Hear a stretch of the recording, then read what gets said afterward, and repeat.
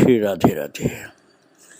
भक्तों, प्रभु अपने विशेष प्रेमियों के लिए दैवी सहायता प्रदान करते हैं। अपने पार्षदों को, अपने सखाओं को, अपने नित्य सिद्ध महापुरुषों को भेज करके सहयोग करते हैं। और ऐसी घटना होती थी श्री उषा बहन जी के साथ। भगवान श्री कृष्ण की ही प्रेरणा से एक संत द्वारा चिन्मय देह से श्री कृष्ण लीला सुनाने को प्रभु की आज्ञा से संभव होता था। श्री कृष्ण की आज्ञा से एक संत अपरोक्ष रूप से श्यामा श्याम की लीलाएं सुनाते थे। उन्होंने कई लीलाओं के दर्शन भी किए। ऐसी ऐसी अद्भुत घटनाएं उनके साथ हो गई थी वृंदावन आने के पहले। और वे कभी सखा रूप में रहते, कभी सखी के रूप में परिणित हो जाते थे।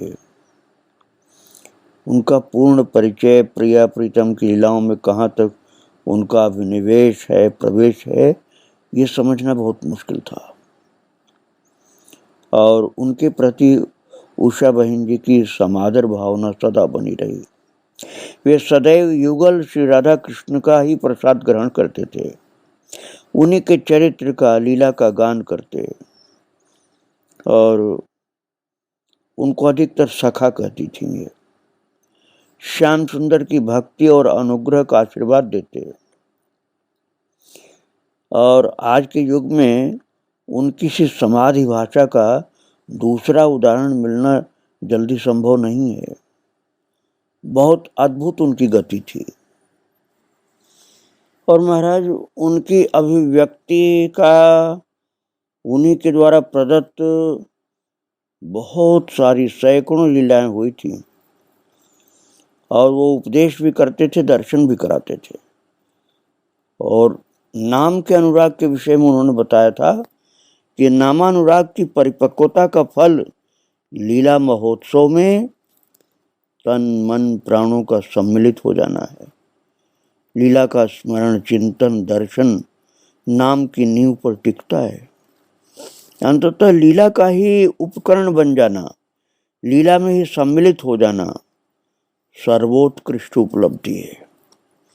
नित्य नए रस में पगे रहना उच्चतम आस्वादन है। यही नाम का सार है। जैसे बीज में फल, फूल, पत्ते सब निहित हैं, रोपण और सिंचन से प्रकट होकर के लहलहा उठते हैं। इसी प्रकार नाम रूपी बीज जब हृदय रूपी भूमि में आरोपण कर सतत स्मरण द्वारा सींचा जाता है तो रूप लीला सभी समक्ष प्रकट हो नित्य नई रसमयता में बोर दिया करते हैं। अंततः वे वनमाली अपने उपवन का ही फूल बना स्वयं उस प्रेमिल हृदय को अपने श्रृंगार में सम्मिलित कर लेते हैं। वो सखा कहते थे कि नामाश्रय सुदृढ़ गहव, नामी नाम अधीन, नाम ही केवल पावही प्रेमी पिय प्रवीण। और महाराज, उषा बहन जी ने अपने नाम की साधना के द्वारा सखा के सहयोग से अपने प्रेमी प्रभु को प्राप्त कर लिया था। और इतनी प्रेम की तीव्रता थी कि इनका लक्ष्य पर ही केंद्रित था मन। इसलिए अंबाला छोड़कर वृंदावन चले आए थी। माता उषा बहन जो कही जाती थी, ये 17 नवंबर 1959 को वृंदावन चली आई थी। ब्रज में भ्रमण करती, ठाकुर दर्शन करती, यमुना के सानिध्य में सुख प्राप्त करती। अनेक संतों का दर्शन सुयोग प्राप्त हुआ इनको। श्यामा श्याम ने अपनी अभिन्न हृदय सखी के ब्रज आगमन पर किस किस प्रकार स्वागत सत्कार किया, जिसमें मग्न हुई ये ब्रज में भ्रमण करती रही। यहाँ आकर के अर्थात वृंदावन धाम में आकर के विचरण करते करते कभी आह्लाद में भरकर सजल नेत्र हो जाती हैं और कभी किसी अभाव का विचार आने पर श्याम सुंदर को निर्निमेष निहारते रहने की प्रबल वासना में जब कभी किंचित व्यवधान सा लगता तो उनका हृदय उमड़ पड़ता। प्रकृति के अलबेलेपन ने अपने मन का तादात्म्य कर उसके मिस अपने मन की भावना व्यक्त करती। अपने प्रणयाभिमानवश एक जगह कभी रहती, कभी दूसरी जगह जाकर वो रहती और कभी उनके मुख से निकलता, अब बोलो, है तुम में टालने के सामर्थ्य? अपनी ओर देखूं तो जीवन में निराशा ही आ जाती है, पर जब तुम्हारी ओर और श्री राधा रानी की ओर, उनकी करुणा और उनके लाड़ प्यार के स्वभाव की ओर देखती हूँ तो आशा बंधती है। वो अपने भगवान से बात करती रहती थी, कभी राधा रानी से बात करती रहती थी और उनकी जो बातें होती थी वो बहुत प्रेम रस से भरी होती थी। ठाकुर सेवा में जब लगती थी तो ठाकुर सेवा में ठाकुर से बात करती रहती थी और उनके भाव, उनके प्रेम के अनुसार सेवा में अपने को समर्पित करती थी। भौतिक चक्षुओं के लिए सहज गोचर वृंदावन को नित्य गोलोक धाम की छाया ही मानती थी। बस दोष हमारे नेत्रों का ही है, ऐसा बोलती थी कि नहीं तो फिर दिव्य धाम इसी वृंदावन में नित्य प्रकट रहता है। उषा बहन जी कहती थी कि नित्य लीला भगवान की सदैव इस वृंदावन में गतिमान रहती है। जब हमारी बाह्य वृत्तियां सिमट जाती हैं और लीला दर्शन की त्वरा उत्कट हो जाती है तो गोलोक धाम, वहाँ की लीलाएं यहीं इसी वृंदावन में इन्हीं भौतिक चक्षुओं के गोचर हो जाती हैं, क्योंकि इन भौतिक चक्षुओं में दिव्य वृंदावन और वृंदावन विहारी की कृपा हो जाती है, इसलिए अद्भुत शक्ति प्रकट होती है। और वर्तमान भौगोलिक सीमाओं के भीतर बसे वृंदावन को तथा इसी 84 कोस भूमि को वे श्रेष्ठ मानती थी। ब्रज से बाहर वृंदावन का प्राकट्य महज्जनों के लिए सर्वथा संभव है, परंतु वो प्राकट्य वृंदावन का ऐश्वर्य रूप ही तो कहा जाएगा। जैसे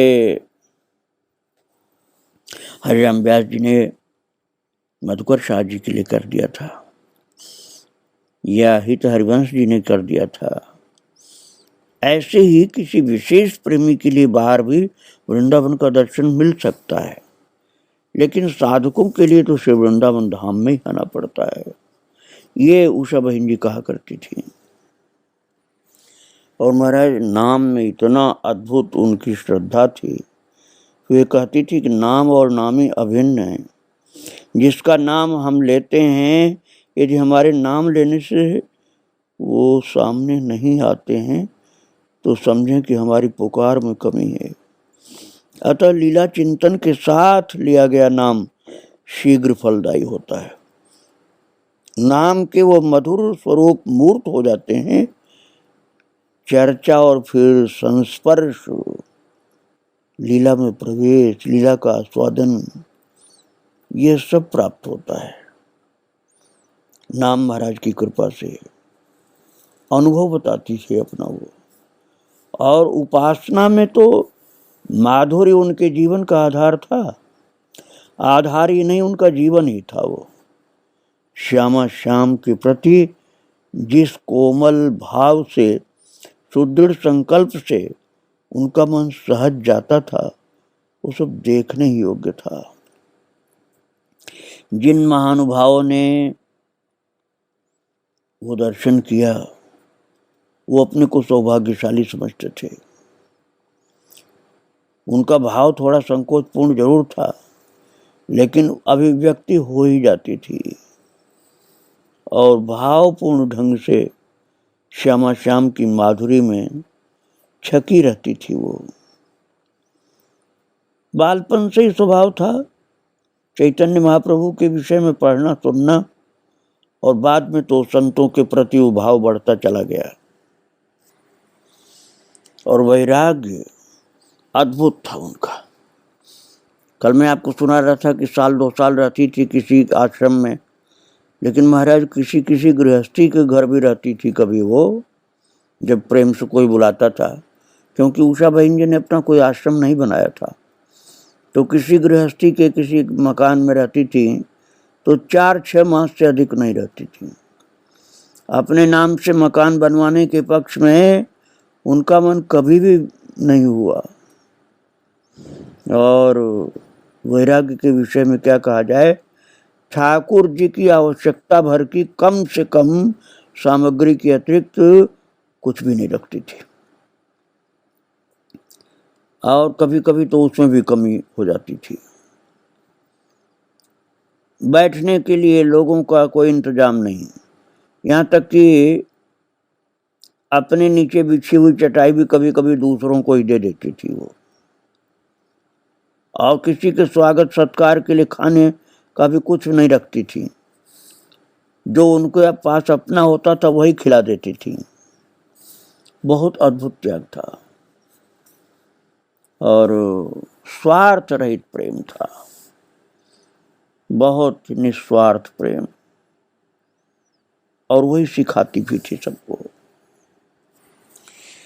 भक्तों, उषा बहन जी अपने अनुयायियों को बोलती थी कि श्याम सुंदर तो अपने हैं, प्राप्त तो किसी दूर की वस्तु को करना होता है, और जो अपने ही हैं खास वो तो अपने हैं ही, उनको प्राप्त क्या करना, उनका अनुभव करो। वे तो हैं हमारे ही हमारे ही हमारे ही, हम उन्हीं की हैं। अतः श्यामा श्याम उनके जीवन में इतने सहज और स्वाभाविक ढंग से समाये रहे कि उनके बल भरोसे निश्चिंत रहती थी। श्यामा श्याम की लीला माधुरी में पगी, उन्हीं को लाल लड़ाती, उन्हीं की सुधि में सदा सदा क्षण प्रतिक्षण मग्न मत हुई। उषा बहन जी वृंदावन की शोभा का दर्शन करती और विरक्त होकर के घूमती रहती थी, अर्थात एक जगह कभी रुकती नहीं थी। किसी गृहस्थ के द्वारा बुलाए जाने पर 4-6 महीना बस उसके घर में फिर चल देती थी। कितना ही प्रेमी वो, रुकती नहीं थी। आश्रमों में भी पहले ही 4-6 महीने रुकती थी, उसके बाद तो 2 साल से ज़्यादा कहीं नहीं। और भगवान के आयोजन जो होते थे उनमें बड़ा उमंग उनका रहता था। नित्य धाम और नित्य लीला को बहुत भाव से दर्शन करती थी, उसी में डूब जाती थी। गोलोक धाम इसी वृंदावन में समाविष्ट है,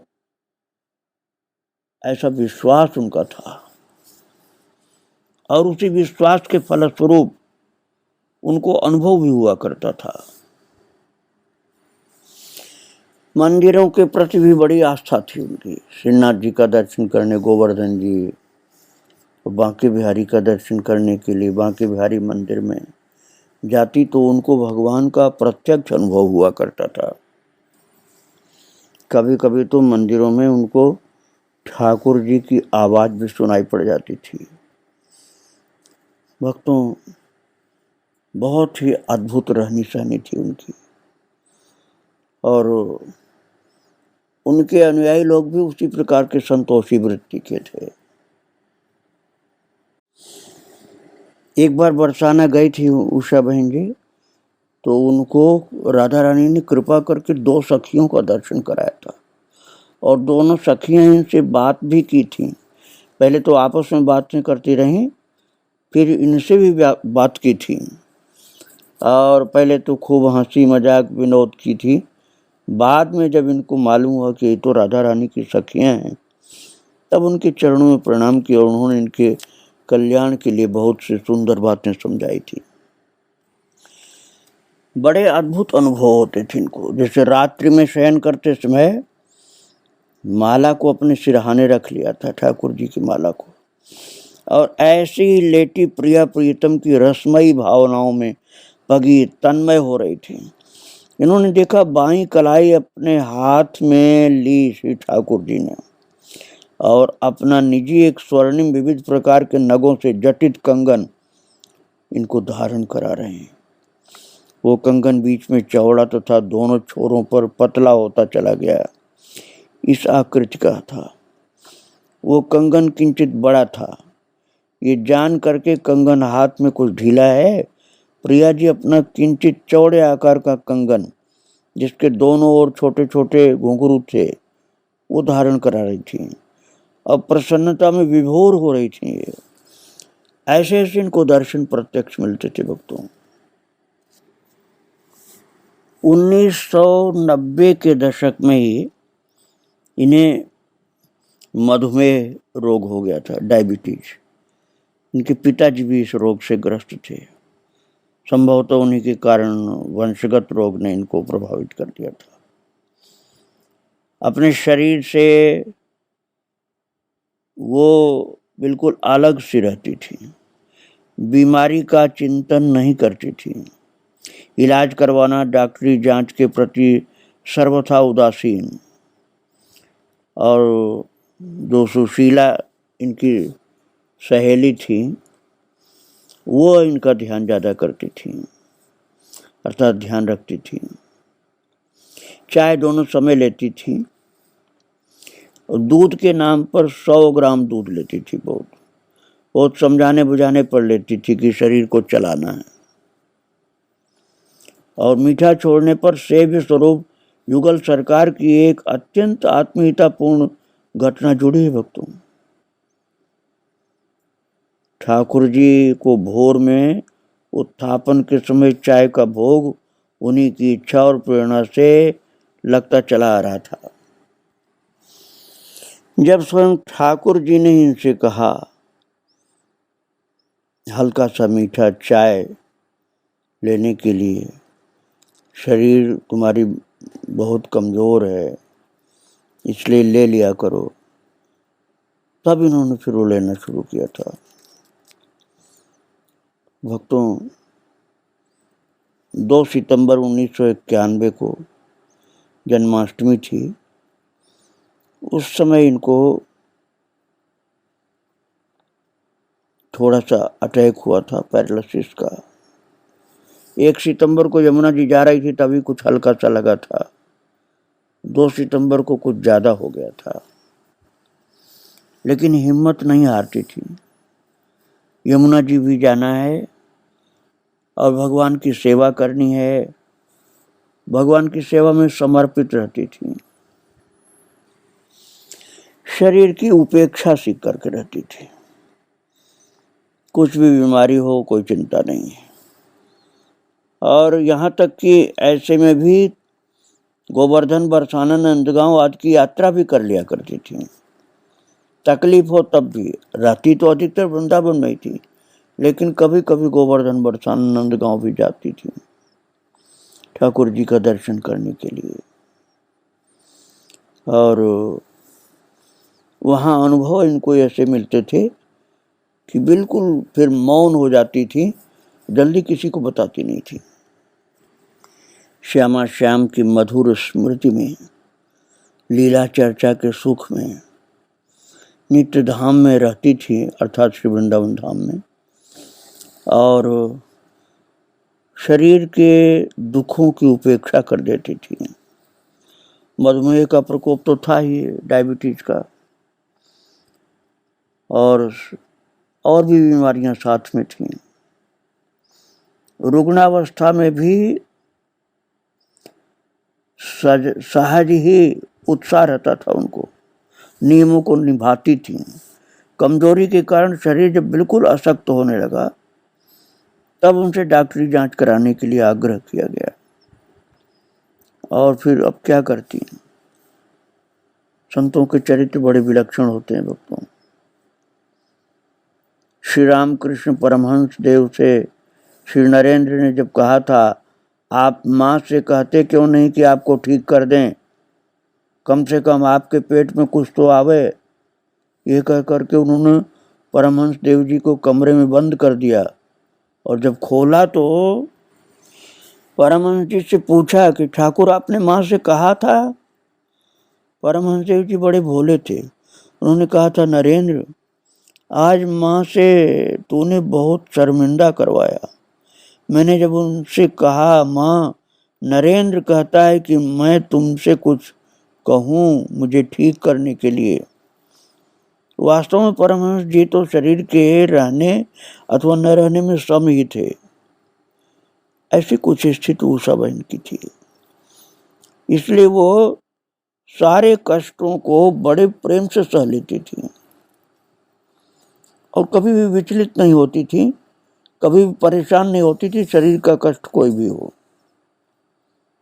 हाँ, शरीर की जांच के लिए हाँ उन्होंने कर दिया था, इसलिए जांच उनकी कराई गई, किंतु भक्ति में कभी कोई कमी नहीं आती थी। शरीर के कष्टों को झेलती रहती थी और भक्ति में बड़े मनोयोग से लगी रहती थी।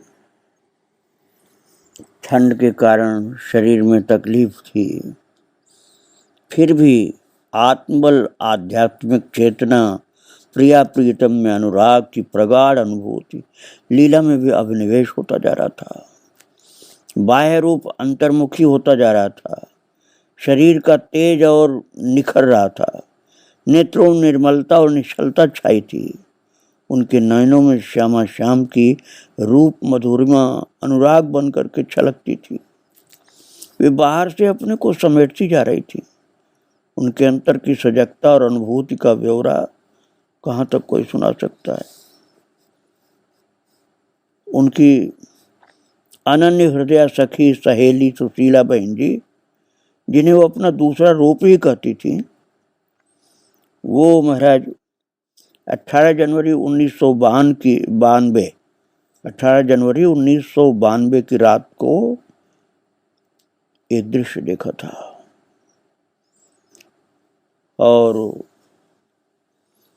वो समझिए कि रात को 12:30 बजे के लगभग वो बताती थी सुशीला बहन जी कि राधा वल्लभ अखाड़े में लेटा है उनका स्वरूप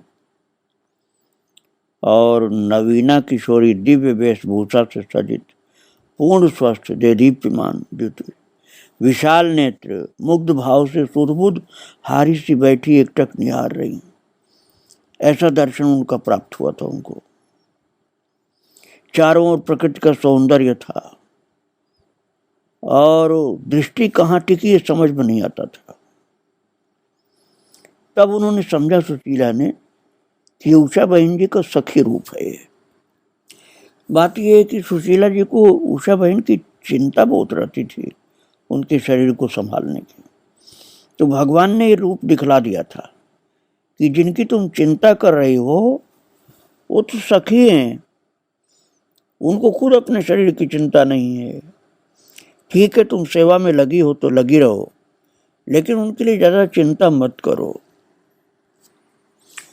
भक्तों के बहुत प्रेमपूर्ण आग्रह के कारण 25 जनवरी 1992 के दिन अस्पताल में जांच के लिए उन्होंने अपने को भेंट किया कि ये जांच करा लो। आप लोग नहीं मानते हो तो करा लो जांच।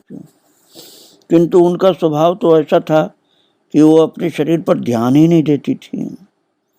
भक्तों ने जांच कराया अपने संतोष के लिए और उनका मन तो पूर्णतः अंतर्मुखी था, इसलिए शरीर के न रोग उनको दिखलाई पड़ते थे और न जांच की रिपोर्ट से उनको मतलब था। और फिर उनका स्वभाव बिल्कुल बालवत हो गया था। नेत्रों में समाई श्याम सुंदर की माधुरी का निरंतर आस्वादन करती रहती थी। उस अखंड आनंद और मधुर आस्वादन के सम्मुख सभी फीका लगने लगा था। कदाचित ही कभी किसी से कुछ कहती नहीं तो बोलती नहीं थी। दुग्ध आदि कुछ आहार लेने के लिए कई बार उनको कहना पड़ता था, तब प्राकृतिक धरातल पर आती थी, तब खिलाने का कुछ उपक्रम संभव हो पाता था। नहीं तो सामने लिए बैठे रहो उनको ध्यान ही नहीं होता था कि सामने कोई भोजन लेके बैठा है और खाद्य पदार्थ मेरे मुंह में आना चाहिए। उनका ध्यान नहीं रहता था, उनका ध्यान भगवान में ही रहता था। बहुत मुश्किल से कुछ मुंह खुलता था, नहीं तो वो एक टक किसी दूसरी ओर देखती रहती थी। ऐसा समझ में आता था कि कोई लीला का दर्शन इनको हो रहा है। और 3 फरवरी 1992 अमावस्या का दिन था और महाराज भक्त लोगों ने नाम जप कीर्तन खूब ज़्यादा करना शुरू कर दिया था। जो उनकी सखी थी, सहेली थी, सेविका थी सुशीला जी, उन्होंने 6-7 फरवरी को उनसे पूछा तो वे चुप ही रहीं, कुछ बोलती नहीं थी, कुछ भी नहीं बताती थी। और भक्त लोगों ने समझ लिया कि इनका चित्तवृत्ति बिल्कुल अंतर्मुखी है, इसलिए बाहर की कोई बात न सुनती है, न समझ में नहीं आता है, बस भगवान की लीला चिंतन में ही डूबी रहती हैं। भक्तों, उषा बहन जी की ऐसी महान स्थिति थी कि सारे कष्टों को अनदेखा कर रखा था। और सन 1992 में 19 फरवरी को रात में श्वास लेने में थोड़ी बेचैनी हो रही थी और 20 फरवरी को जब उनका शरीर विशेष अस्वस्थ हुआ, तब फिर बड़े बड़े संत लोग वृंदावन के दर्शन देने के लिए आए थे। बालकृष्ण दास जी महाराज, घनश्याम दास जी, इन लोगों का चरित्र मैं आपको सुना चुका हूँ, मनोहर दास जी, और जो माता थी देवी जी जिनका नाम था रमा देवी, वो भी, ये सब लोग आए उषा बहन के पास। और थोड़ा सा लोगों का आग्रह था ऐसा, तो इसलिए दुग्ध लिया और अपनी शैया ठाकुर जी के बाईं ओर करने के लिए आग्रह करने लगी और ठाकुर जी का दर्शन करती हुई लेटी हूँ। इस प्रकार से अपने ठाकुर जी का लगातार दर्शन करती हुई संतों के मध्य में श्री वृंदावन धाम में देह का त्याग करके भगवत धाम को प्रस्थान कर गईं। उनके महान भक्तिमय जीवन को देख करके संत लोग उनको नमन करते थे, उनका गुणगान करते थे और उनको आशीर्वाद भी दिया सिद्ध पुरुषों ने, भक्तों ने भी बड़ा आदर दिया था। भक्तों, उनका संक्षिप्त चरित्र ये मैं सुना सका। मुझे ऐसा लगता है कि उषा बहन जी अपना विस्तृत चरित्र सुनाने नहीं देना चाहती हैं, इसलिए उनका संक्षिप्त चरित्र 3 भाग में सुनाया गया। वैसे उनके चरित्रों, उनकी लीलाओं, उनके ऊपर की गई प्रभु की कृपाओं का कोई अंत नहीं है, किंतु जितनी उनकी इच्छा थी उतना ही सुनाया जा सका। उनके चरणों में बारंबार प्रणाम। श्री राधे राधे, जय श्री राधे राधे।